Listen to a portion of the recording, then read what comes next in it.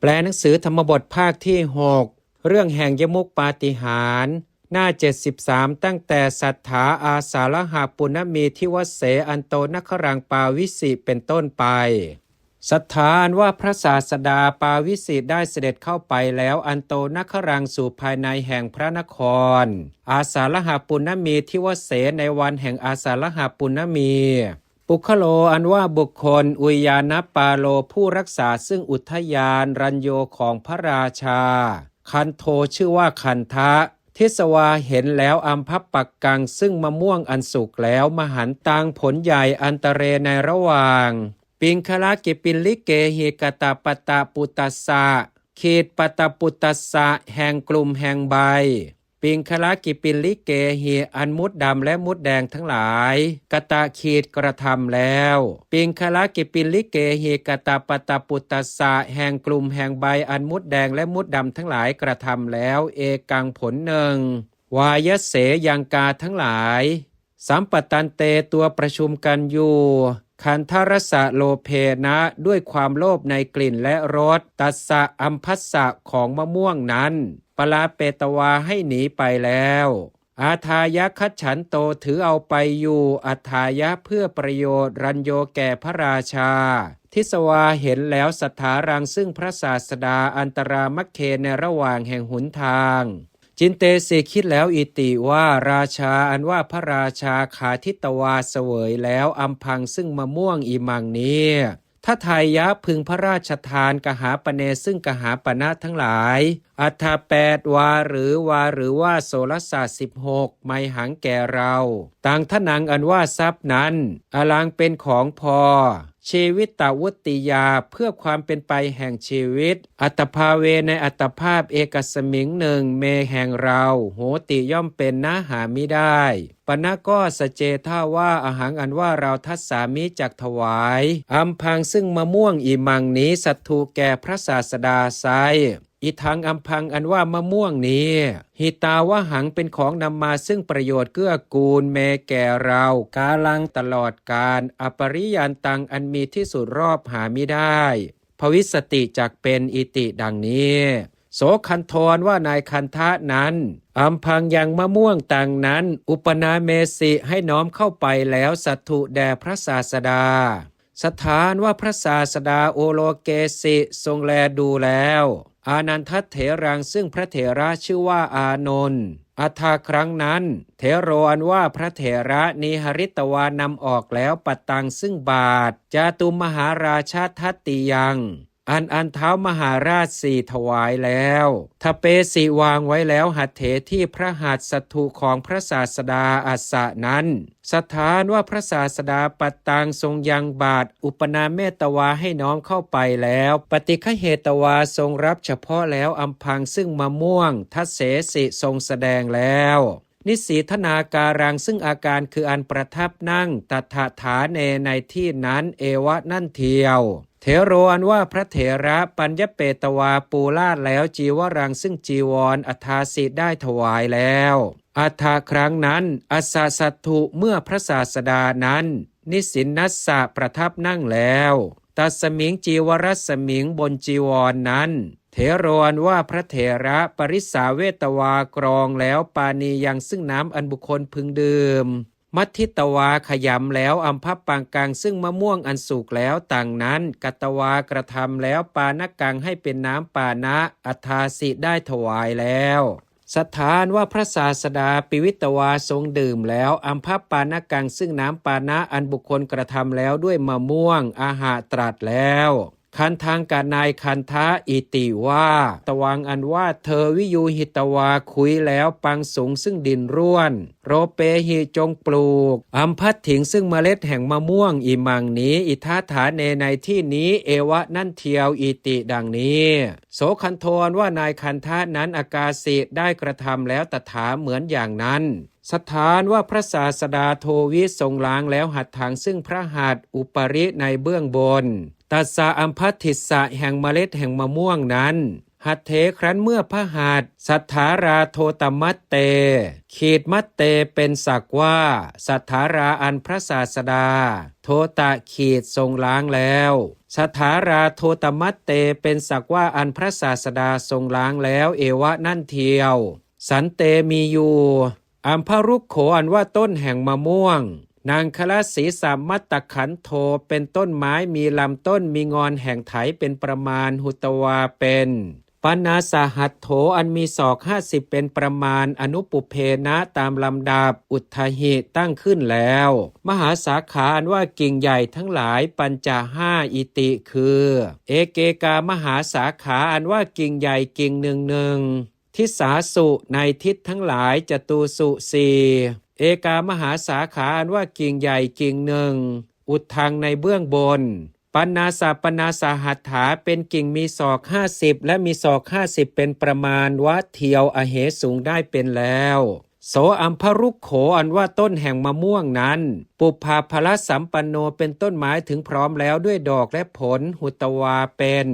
ปริปกะอัมพาปินทิทโรเป็นต้นไม้ทรงไว้ซึ่งพวงแห่งมะม่วงอันสุกรอบแล้วฐาเนในที่เอกสมิงแห่งหนึ่งอโหสิได้เป็นแล้วตาวะในขณะนั้นเอวะนั่นเทียวภิกขุอันว่าภิกษุทั้งหลายอาคัจฉันตาผู้มาอยู่ปัจฉโตข้างหลังขาทันตาอาคมิงสุมาฉันอยู่แล้วอัมพปกานี้ซึ่งมะม่วงอันสุกแล้วทั้งหลายเอวะนั่นเทียว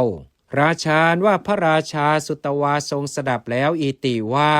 กิรได้ยินว่าอัมพรุกโขอันว่าต้นไม้แห่งมะม่วงเอวรูโปอันมีอย่างนี้เป็นรูปอุทธิโตตั้งขึ้นแล้วอิติดังนี้ทเปสีทรงตั้งไว้แล้วอารักขังซึ่งการรักษาทั่ววัจเนนะด้วยพระราชรำรัสอิติว่าโกจิอันว่าใครๆมาฉินทิอย่าตัดแล้วนางอัมพรุกขังซึ่งต้นแห่งมะม่วงนั้นอิติดังนี้ปนะก็โสอัมพรุกโขอันว่าต้นแห่งมะม่วงนั้นปัญญายิปรากฏแล้วอิติว่าคันธามพรุกโขอันว่าต้นไม้ชื่อว่าคันธามพระอิติดังนี้เอวะนั่นเทียวตัสสะอัมพรุกขัสสะคันเทนะโรปิตตาขีตตาเพราะความที่ตัสสะอัมพรุกขัสสะแห่งต้นแห่งมะม่วงนั้นโรปิตาขีดเป็นต้นไม้คันเทนะอนายคันทะโรปิตาขีดปลูกแล้วตัสสะอัมพรุกขัสสะคันเทนะโรปิตตาเพราะความที่แห่งต้นแห่งมะม่วงนั้นคันเทนะอนายคันทะโรปิตาขีดปลูกแล้วตัสสะอัมพรุกขัสสะคันเทนะโรปิตตาเพราะความที่แห่งต้นแห่งมะม่วงนั้นเป็นต้นไม้อนายคันทะปลูกแล้วทุตกาปิแม้อันว่านักเลงทั้งหลายขาทิตวาเขียวกินแล้วอัมพปกานี้ซึ่งมะม่วงอันสุกแล้วทั้งหลายวัตวากล่าวแล้วอิติว่าทุตถติทิยาดูก่อนเดรัจฉีผู้อันโทษประทุษร้ายแล้วทั้งหลายอเรเว้ยอัมพโปตกาอันว่ามะม่วงต้นอ่อนทั้งหลายตาทั้งหูชาตาปิแม้ต้นเกิดแล้วในวันนั้นโยชนพันตเรในภายในแห่งโยชน์ตุมเหหิอันท่านทั้งหลายปุคลังยังบุคคลอุปาตาปิตาให้ถอนขึ้นแล้วจินตเนนะด้วยอันคิดอิติว่าสมโนอันว่าพระสมณโคตโมผู้โคดมกริสติจักทรงกระทำปาฏิหาริย์ยังซึ่งปาฏิหาริย์คันธามพระรุขมูเลที่โคนแห่งต้นไม้ชื่อว่าคันธามพระอิติดังนี้อายังรุกโขอันว่าต้นไม้นี้คันธามโพนามะชื่อว่าคันธามพระอิติดังนี้ปหาริงสู่ประหารแล้วเตติทิเยซึ่งเดรัจฉีทั้งหลายเหล่านั้นอุชิตะอัมพัตถีหิด้วยเมล็ดแห่งมะม่วงอันเป็นเดนทั้งหลายสกกรว่าเท้าสกกะอานาเปสิสั่งบังคับแล้ววาตาวลาหกะเทวปุตตังซึ่งเทพบุตรชื่อว่าวาตาวลาหกะวจเนนะด้วยพระดำรัสอิติว่าตวังอันว่าท่านวาเตหิยังลมทั้งหลายอุปาเตตวาให้เพิ่มขึ้นแล้วมันดปังซึ่งมนดบติทยานางของเดรัจฉีทั้งหลายขิปาเปหิจงให้ซัดไป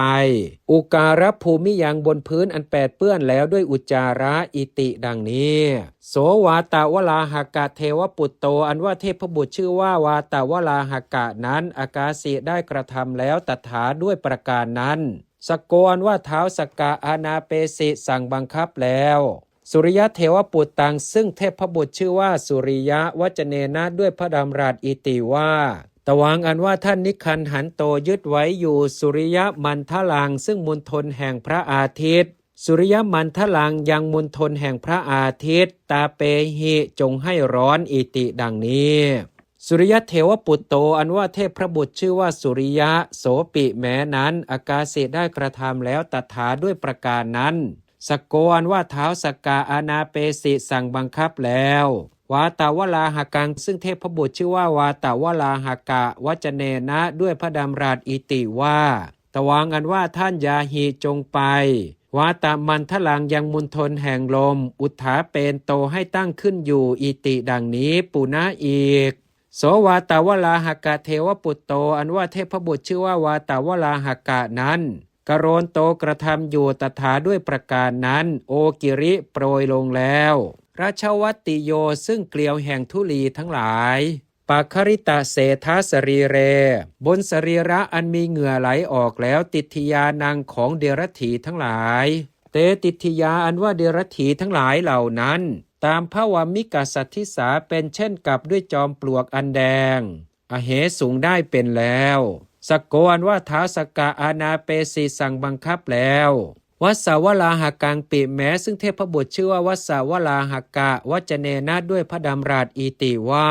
ตวังอันว่าท่านพินทูนิยังหยาดทั้งหลายมหันตานิอันใหญ่มหันตานิอันใหญ่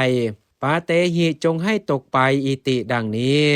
โสวัสสาวลาหโกอันว่าเทพบุตรชื่อว่าวัสสาวลาหกะนั้นอากาสิได้กระทำแล้วตถาด้วยประการนั้นอัฏฐาครั้งนั้นกายโยอันว่ากายเนสังติทยานังของเดรัจฉีทั้งหลายเหล่านั้นกับพระคาวีสัทธิโสเป็นเช่นกับด้วยแม่โคด่างอโหสิได้เป็นแล้วเตติทยานว่าเดรัจฉีทั้งหลายเหล่านั้นนิคนาเป็นผู้มีคณะออกแล้วหุตวาเป็นปลายิงสุหนีไปแล้วสัมมุขฐาเนในที่ทั้งมีหน้าพร้อมทั้งมีหน้าพร้อมเอวะนั่นเทียวเตสุติทิเยสุครั้นเมื่อเดรัจฉีทั้งหลายเหล่านั้นปลายันเตสุหนีไปอยู่เอวังอย่างนี้กาสโกอันว่าชาวนาเอโกคนหนึ่งอุปถาโกผู้เป็นอุปถากปุรณกัสสปัสสะของปุรณกัสสปะจินเตตวาคิดแล้วอิติว่าอิธานี้อันว่าการนี้ปาฏิหาริยกรณเวลาเป็นที่กระทำซึ่งปาฏิหาริย์อาญานังแห่งพระผู้เป็นเจ้าทั้งหลายเมของเราโหติย่อมเป็นอายังอันว่าเราประสิทธิสามิจักดูปาฏิหาริยังซึ่งปาฏิหาริย์ต่างนั้นอิติดังนี้วิสัชเชตวาปล่อยแล้วโคเนซึ่งโคทั้งหลายขเหตวาถือเอาแล้วยาคุกุตังซึ่งหม้ออันเต็มแล้วด้วยข้าวต้มจะด้วยเอวะนั่นเทียวโยตตังซึ่งเชือกจะด้วยอัตนาปาโตวะอาภัตตังอันอัตนาอันตนอาภัตตังนำมาแล้วปาโตแต่เช้าวะเทียวอัตนาปาโตวะอาภัตตังอันตนนำมาแล้วแต่เช้าเทียวอาคัจฉันโตมาอยู่ทิสวาเห็นแล้วปูระนังซึ่งปูระนะปลายันตังผู้หนีไปอยู่ตถาเหมือนอย่างนั้นอาหากล่าวแล้วอิติว่าพันเตข้าแต่ท่านผู้เจริญอาหังอันว่ากระผมอาคัจฉามิย่อมมาอาสายะด้วยความหวังอิติว่าอาหังอันว่าเราประสิทธิสามิจักดูปาฏิหาริยังซึ่งปาฏิหาริย์อาญานังของพระผู้เป็นเจ้าทั้งหลายอิติดังนี้ตุมเหอันว่าท่านทั้งหลายคัจฉทาจะไปกหังฐานเนณที่ไหนอิติดังนี้ปุระโตอันว่าปุราณะอาหากล่าวแล้วอิติว่าจริงประโยชน์ฉนังอันว่าประโยชน์อะไรเตแก่ท่านปาฏิหาริเยนะด้วยปาฏิหาริย์อธิมีอยู่ตวังอันว่าท่านเทหิจงให้กุตังซึ่งหม้ออิมังนี้จะด้วยโยตตังซึ่งเชือกอิมังนี้จะด้วยเมแก่เราอิติดังนี้โสปุระโนอันว่าปุรณะนั้นอาทายะถือเอาแล้วกุตังซึ่งหม้อจะด้วยโยตตังซึ่งเชือกจะด้วยเตนะกัสเกนะทินนางอันเตนะกัสเกนะอันชาวนานั้นทินนางให้แล้วเตนะกัสเกนะทินนางอันชาวนานั้นให้แล้วคันตวาไปแล้วนาทีตีรังสู่ฝั่งแห่งแม่น้ำพันธิตวาผูกแล้วกุตังซึ่งหม้อขีวายะที่คออัตโนของตนโยเตนะด้วยเชือกปฏิตวากระโดดลงแล้วระหัตเทในห้วงน้ำ อุทธกาพพุละเกยังฟองแห่งน้ำทั้งหลายอุทาเป็นโตให้ตั้งขึ้นอยู่กัตตวากระทำแล้วกาลังซึ่งกาละนิพพติบังเกิดแล้วอวีจิมหิในนรกชื่อว่าอเวจีสถานว่าพระศาสดามาเปสิทรงเนรมิตแล้วรัตนจังกัมมังซึ่งที่เป็นที่จงกรมอันเป็นวิการแห่งรัตนะอากาเสในอากาศโกติอันว่าที่สุดเอกาข้างหนึ่งตัสสารัตนจังกัมมัสสะแห่งที่เป็นที่จงกรมอันเป็นวิการแห่งรัตนะนั้นอโหสิได้มีแล้วปาจีนะจักรวาลมุขวัตติยังที่ขอบแห่งปากแห่งจักรวาลในทิศปราจีนโกติอันว่าที่สุดเอกาข้างหนึ่งตัสสารัตนจังกัมมัสสะแห่งที่เป็นที่จงกรมอันเป็นวิการแห่งรัตนะนั้นอโหสิได้มีแล้วปัจฉิมจักรวาลมุขวัตติยังที่ขอบแห่งปากแห่งจักรวาลในทิศปัจฉิมสถาอันว่าพระศาสดาปริสายะครั้นเมื่อบริษัทชาติงสโยชนายะอันมีโยชน์36เป็นประมาณสันนิปติตายะประชุมกันแล้วนิคมิตวาเสด็จออกแล้วคันทกุติโตจากพระคันทกุดีจินตเนนะด้วยอันทรงดำริอิติว่าอิธานิอันว่าการนี้ปาฏิหาริยกรณเวลาเป็นเวลาเป็นที่กระทำซึ่งปาฏิหาริย์โหติย่อมเป็นอิติดังนี้สุริยะเวลายะในเวลาแห่งพระอาทิตย์วัฏมานะกัจฉายายะอันมีเงาอันเจริญอยู่อัฏฐาสิได้ประทับยืนอยู่แล้วประมุขเขที่หน้ามุก